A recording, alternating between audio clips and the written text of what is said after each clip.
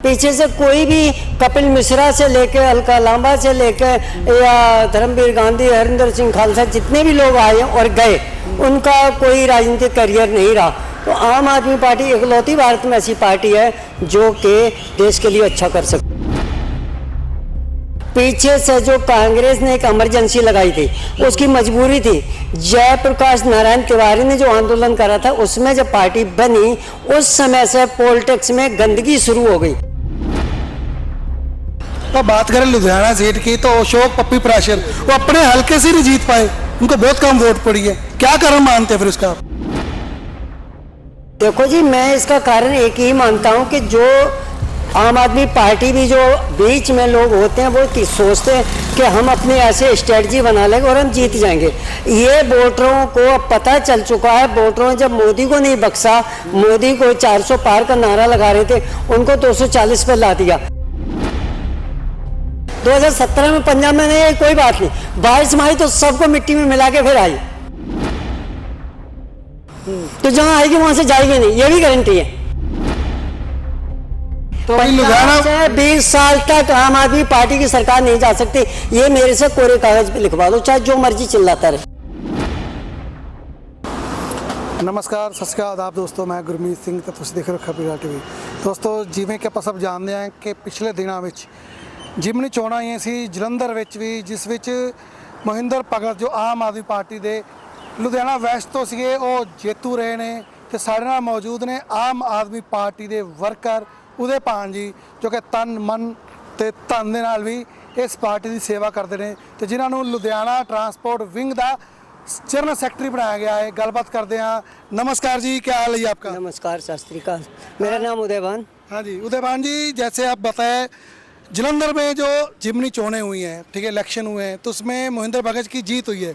क्या कहेंगे उस जीत को लेकर? जी, मैं उस जीत को लेकर कहूँगा, मेरे को बड़ा खुशी है कि जलंधर की जनता ने जो विश्वास जताया, और मैं ये चीज़ पहले से कहता आ रहा था कि आम आदमी पार्टी के संग प्राकृतिक शक्ति ऐसे कोई ख़त्म नहीं कर सकता।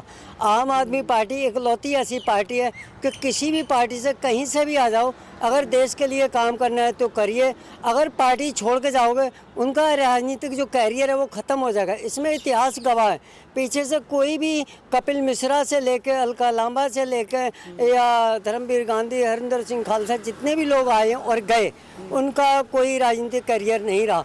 तो आम आदमी पार्टी इकलौती भारत में ऐसी पार्टी है जो कि देश के लिए अच्छा कर सकती है। अभी आप बोल रहे हैं उनका ख़त्म नहीं हो सकता है, लेकिन अभी देखो इलेक्शंस हुए हैं एमपी के, ठीक है जी, तो उसमें 3 सीटें ही मिली हैं।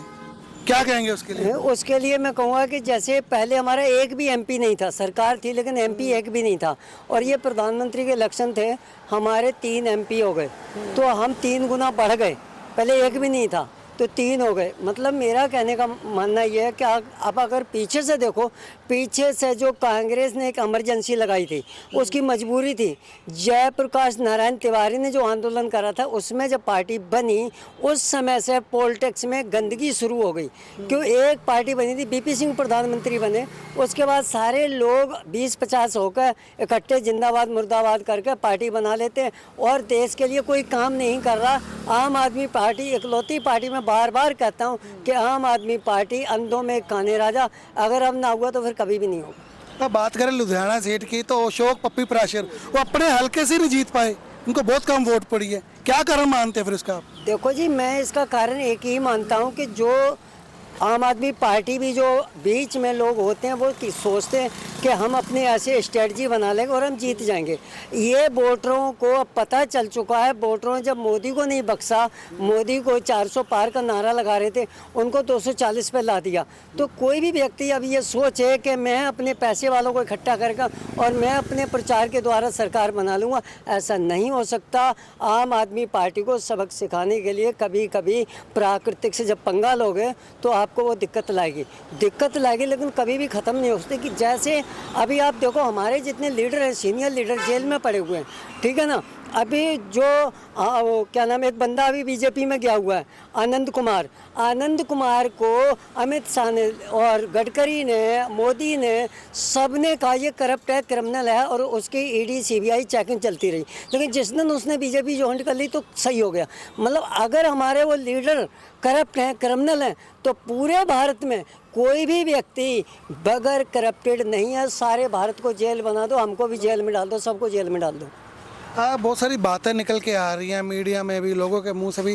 देखो इतनी बड़ी समस्या चल रही है पंजाब में, लुधियाना में, फिर ये अपने सीएम है सीधा जलंधर बैठ गए अपना घर लेकर, सिर्फ एक छोटी सी जिमनी चोना को जीतने के लिए। क्या प्रतिक्रिया आपकी उसके लिए? जी, मान साहब का जो कहना है, मान साहब जी ने अभी डेरा डाला है, हफ्ते में एक दिन वहाँ रहेंगे, वो घर खाली नहीं होगा। उनका स्टेटमेंट आ गया, वो वहाँ से भी वापस चलेगा, लोगों को जलंधर ना जाना पड़े। और भगवंत मान पे, अरविंद जी पे अगर मनीष सिसोदिया पे कोई भी आरोप लगाता है, उसको मैं कहूँगा कि पूरे भारत में फिर कोई भी सुरक्षित नहीं है। हर बंदा करप्टेड है। पूरे भारत में जेल ही बना दो, सबको जेल में डाल दो। भगवंत मान एकदम से शुद्ध है, स्वच्छ है, वो बढ़िया लीडर है। क्योंकि लीडरों को इस बात की दिक्कत है कि एक आम बंदा कैसे सीएम बन गया। वो सोचते थे राजा महाराजाओं की तरह चलाते रहो, ऐसा नहीं होगा। अगर लुधियाना की व्यवस्था की बात की जाए तो पिछले दिनों शिवसेना के आगू के ऊपर हमला हुआ है, तो उनका कहना है कि भगवंत मान अपने सीएम है, एक बार भी वो पूछने नहीं आए और सीधे गवर्नर जी आ रहे हैं यहाँ पे, लेकिन वो मिले भी नहीं जा रहे। देखो जी, मैं आज आपको इसमें बता दूं, अभी हाथरस में जो लड़की मरी थी उसकी डेड बॉडी पुलिस ने जलाई, तो सीएम से कोई क्यों नहीं सवाल करा? प्रॉब्लम कहाँ है? हमारे भारत में जो पॉलिटिक्स है वो लीडरों से नहीं, वो बदमाशों से संबंधित है। पहले बदमाश क्या होता था, बदमाशों को लीडर लोग खरीदते थे और थोड़ी देर के लिए दंगा करा दिया, उसके बाद क्या होता था, उनको साइड कर दिया, अपने सत्ता में है। तो अब बदमाशों ने सोचा क्यों ना सत्ता में चलो, तो सत्ता में जाके वो मलाई खा रहे हैं। और वोटर बेचारा जो वोट करता है वो ठगा जाता है। इसलिए वोटरों ने सबको बता दिया, पूरे भारत में एक मैसेज दे दिया कि अब ये बहकाने वाली बातें नहीं चलेंगी और काम करना पड़ेगा। तो इसका मतलब जो सत्ता में सारे बदमाश ही हैं? नहीं, मैंने अभी क्या बोला, आम आदमी पार्टी अंधों में एक काने राजा, बाकी जितनी भी पार्टियां हैं सारी पार्टियां आम आदमी पार्टी से अलग हैं, क्योंकि वो लीडर लेस पार्टियां हैं। हमारी जो पार्टी आम आदमी पार्टी है वो वॉलंटियर लेस पार्टी है और लीडर के मुताबिक नहीं है। लीडर एक भी नहीं था। 2017 में जब सरकार नहीं बनी, मैं अकेला जब प्रचार कर रहा था, कांग्रेस की सत्ता थी, मेरे 1.5 लाख रुपए चलान में लगे, लेकिन हमने अपनी सारी इच्छाओं को मार दिया। पॉलिटिक्स में कोई भी व्यक्ति बगैर स्वार्थ के नहीं आता, ये मैं आपको चैनल के द्वारा बता दूँ। सबसे बड़ा स्वार्थ मेरा है, सबसे बड़ा स्वार्थ मेरा है कि मेरा देश अच्छा हो, अरविंद जी प्राइम मिनिस्टर बने। तो हमें अपने लिए तो कुछ नहीं चाहिए। लोग आते हैं, पैसा लगाते हैं, सब कुछ करते हैं, लेकिन जब उनकी ज़रूरतें पूरी नहीं होती, उनकी इच्छाएं पूरी नहीं होती, तो कहते हैं पार्टी ही खराब है। अरे पार्टी तो छोड़ो, लोग भगवान को बदल देते हैं। अभी कोई भी ब्राह्मण या ज्योतिषी बोल दे कि तुम्हारा 4 मंगलवार प्रसाद बांटो, तुम्हारा काम बन जाएगा। अगर 4 मंगलवार के बाद उसका काम नहीं बना तो वो भोले के मंदिर चला जाएगा। तो लोग तो भगवान बदल देते हैं अपने स्वार्थ के चक्कर में। पार्टी तो छोड़ दो। अब बात कर रहे हैं जैसे लाडो टोल प्लाजा पे धरना दिया हुआ है किसानों ने, तो उधर से सीएम निकले हैं, बोलते हैं हमारी एक बात सुना नहीं, देखा तक नहीं। हम तो पूरे पंजाब के लिए, लुधियाना के हकों के लिए बैठे हैं। देखो, मैं आज आपको बताऊं, हम भी किसानों का जो आंदोलन हुआ था दिल्ली, मैं पैदल गया था, ऑटो से भी गया था, लेकिन हर काम जो धरना देना समस्या का हल नहीं है। क्योंकि कोई भी पार्टी ऐसी नहीं है जिस पार्टी के अंदर किसान ना हो, जिस पार्टी के अंदर टीचर ना हो, जिस पार्टी के अंदर डॉक्टर ना हो, तो किसी को काम करने नहीं देते आज़ादी से। मैं 2013 से देश के लिए सोचता हूँ, देश के लिए करता हूँ। अब मैं मानता हूँ किसान बैठे देश के, उसकी आवाज़ लड़ रहे, तो पार्टी क्यों बनाई? पार्टी बनाई, इलेक्शन लड़े, सबकी जमानतें जब्त हो गई। अरे तुम काम कर लो, तुम सुनी जाएगी, क्यों नहीं सुनी जाएगी? दिल्ली जब बैठे थे तो सुनी गई ना, सेंट्रल गवर्नमेंट ने सुना, कानून वापस लिए, तो सब कुछ होगा। सच्चाई से अगर काम करोगे कोई काम रुक नहीं सकता। और मैं चैलेंज करता हूँ, 29 में अरविंद जी प्राइम मिनिस्टर बनेंगे ही बनेंगे। तो अगर बात करें तो उन्होंने सिर्फ जो भी बैठे हैं धरने पे टोल प्लाजा पे, वो अपने लिए नहीं है, पूरे लुधियाना वासी के लिए, पूरे पंजाब के लिए बैठे हैं, क्योंकि सब ने उधर से निकलना होता है। ठीक है, वो तो टोल प्लाजा बंद हो चुका है, उसकी म्याद खत्म हो चुकी है, फिर भी नहीं उठा रहे। वो तो हम सबके लिए बैठे हैं, फिर भी नहीं उनकी बात सुननी है। यही चीज़ लोग नहीं समझ पाते। वो टोल प्लाजा सेंट्रल गवर्नमेंट का अधीन आता है, वो पंजाब गवर्नमेंट का अधीन नहीं है, ठीक है ना। तो फिर उसमें सीएम साहब को बोलना चाहिए ना बीच में फिर। अब सीएम साहब को एक ही काम नहीं है, सीएम साहब बहुत सारे काम कर रहे हैं। मेरा कहने का मतलब यही एक ही है कि अभी लोगों को ये पता ही नहीं है ये काम किसके अंडर में। आप बोल रहे सीएम को एक ही काम नहीं, लेकिन वो निकले तो उधर से ही हैं।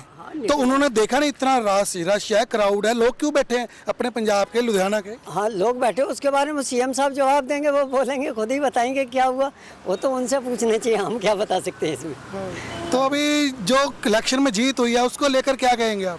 इलेक्शन में जीत हुई है, हमारे को खुशी मिली, क्योंकि जैसे हमने शुरू से बोला कि जब तक एक सांसों में सांस रहे, झाड़ू को वोट करो, सपोर्ट करो, और पार्टी जो छोड़ जाए उसको हरा दो।